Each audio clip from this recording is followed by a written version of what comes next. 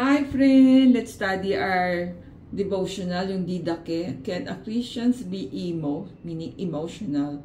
So yung Bible verse natin is from Luke 14 verse 28 to 29. First sit down and calculate the cost to see if there is enough for its completion. Otherwise, after laying the foundation and finding himself unable to finish the work, the onlooker should laughed at him.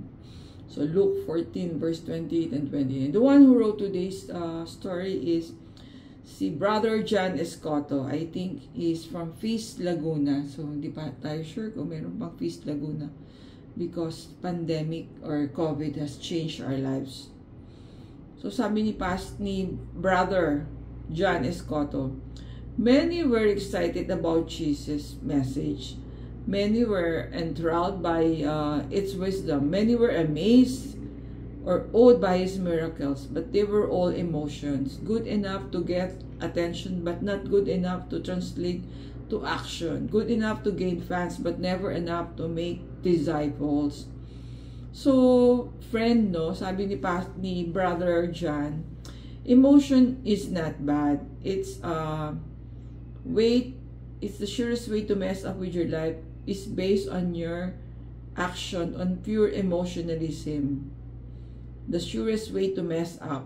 True happiness requires commitment. Commitment is always costly. That's why Jesus wants us to count the cost. Commitment is always tested. You can never say you're faithful until you're tempted to be unfaithful.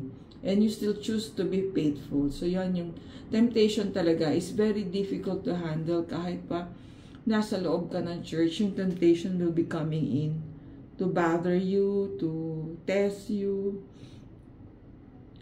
So sabi niya, commitment is rewarding always. Total commitment to training makes a champion athlete. Total commitment to customer makes a successful businessman. Total commitment to your spouse makes a happy marriage. Sabi nga daw ni John Paul II, a person who does not decide to love forever will find it difficult to really love for even one day. So, ano ba yung commitment na yan? When we commit kasi, di ba, we put our heart and soul into it. We give our best, we give our resources. So, yung reflection natin, are you aching for the next level success, happiness, or intimacy? Count the cost, then commit. Then that just might be the missing key.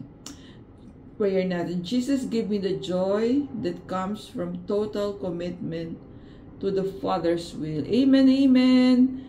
Thank you for watching, mga Gen Z. See you on our next video.